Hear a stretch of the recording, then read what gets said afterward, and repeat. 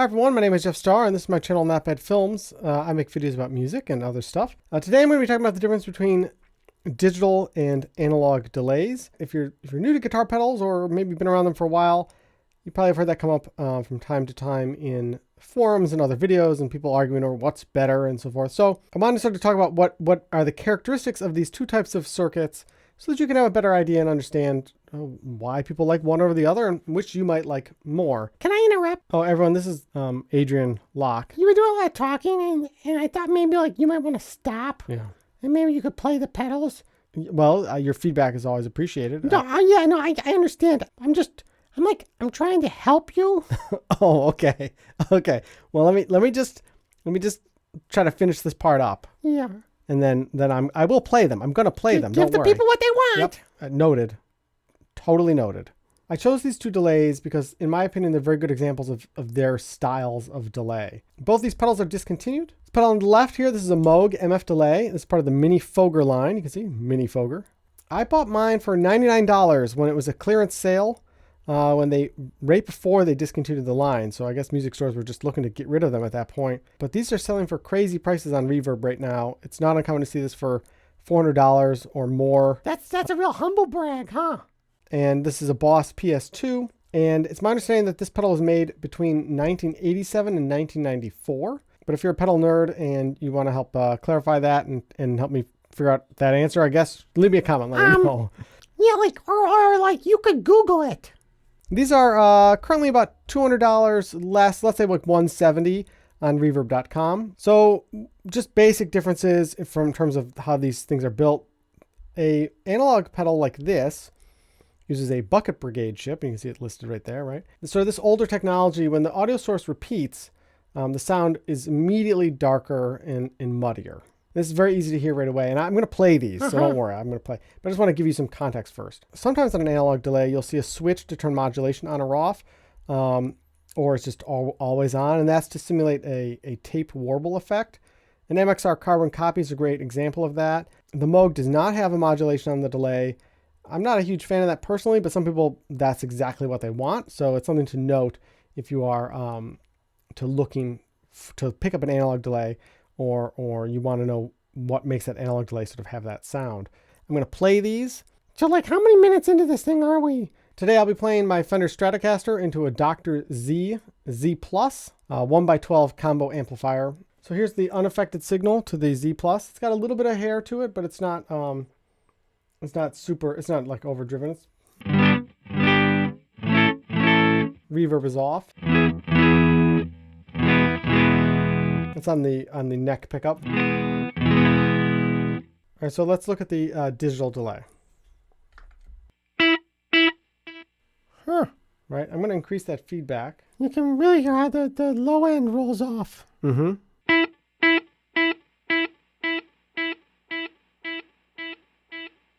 Of the mix 50-50.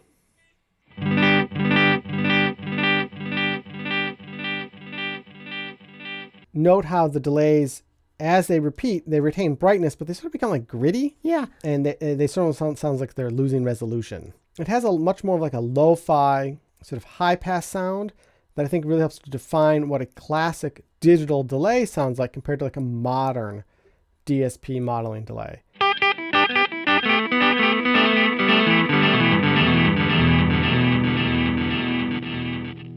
That knob makes it sound broken.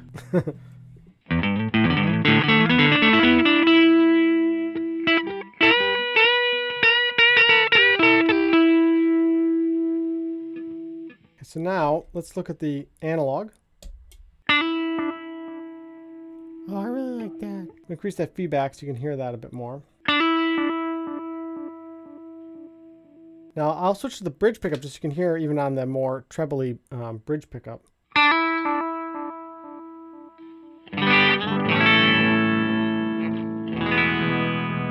Back to the neck.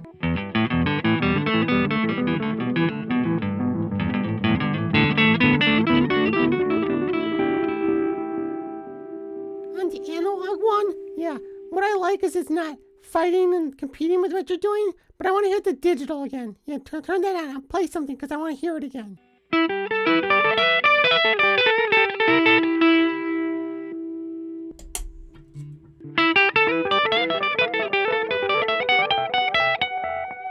Okay, we'll look at our maximum delay time. Okay, so here's an A chord, an A bar chord.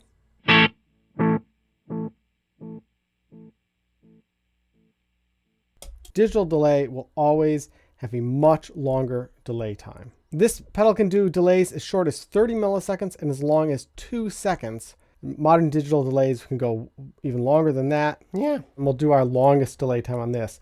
On this pedal, the delay time is broken up into 3 seconds. Your shortest, your mediums, and your long delay times. And then all the way to the left is the longest.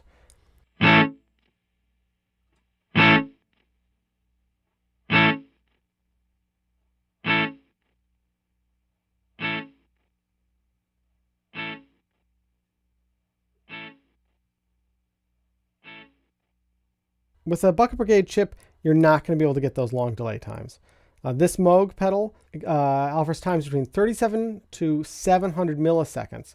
So compare that to up to 2 seconds here. Now on a Bucket Brigade delay, you can have longer delay times, but you will need to add more chips, which will increase noise and other sort of sonic qualities that some people don't like. Or you can run the chip out of spec and sort of push it, but that has other problems, also usually related to noise, the things that you're fighting against as you try to get longer delay times out of a pedal like this. Now, another thing you might do with sort of these long delay times is you might do some sort of interesting overlapping lines.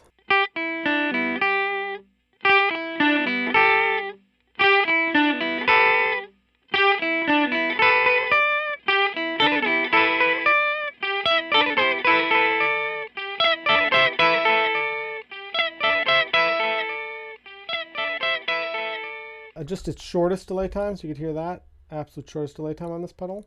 It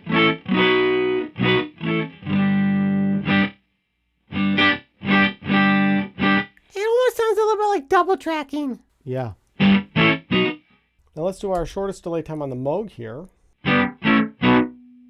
Right, so it's about 7 milliseconds slower, if I'm correct.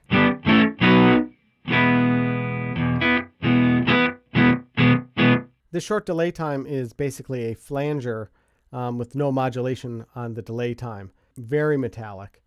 If I increase the feedback, you'll really hear that play out.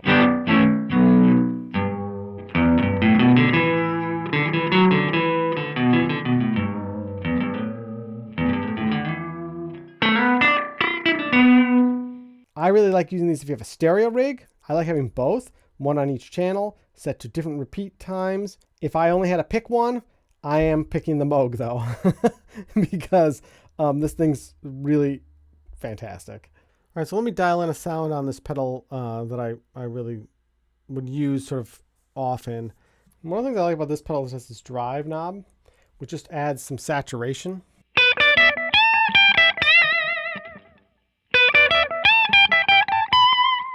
Make that a little slower.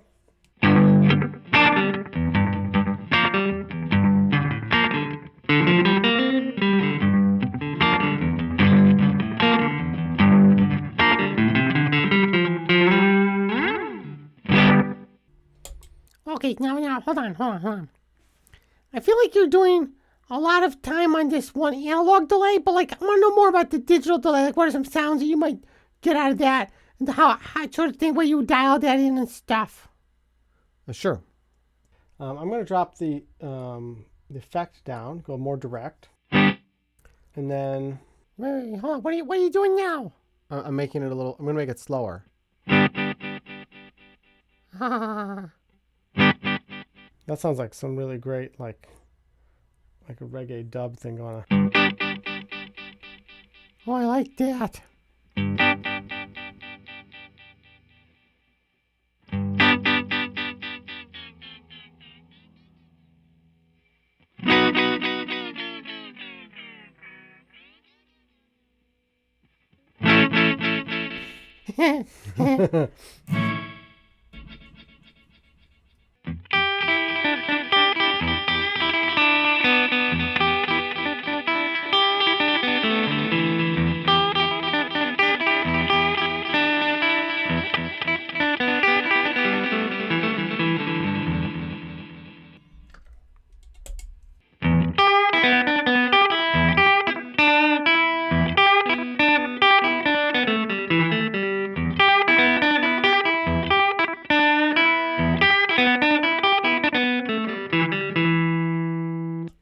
Wait, do that again with the digital. You know, dial it in. Yeah.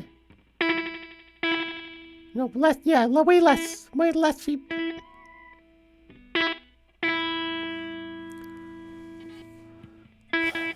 You think it would be a lot easier to get sort of dial it in? It's like 4 knobs, right?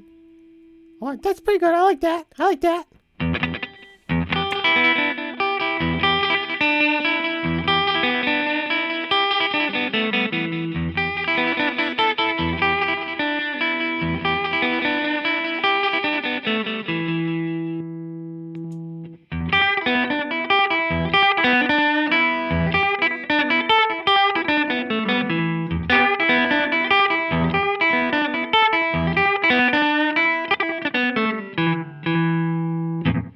Now, of course, you can stack delays, which creates some really interesting effects.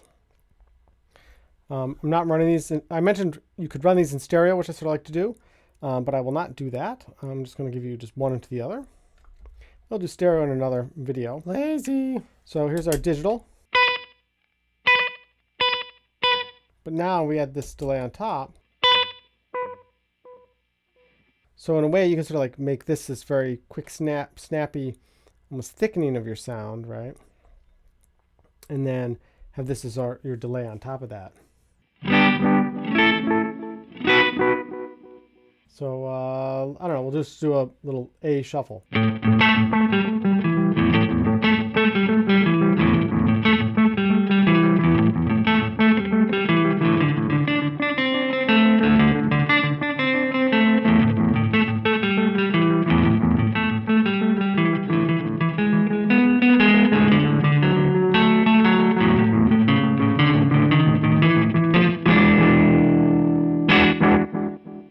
Fun to stack them. This obviously does these pitch shifting sort of things here. What the f?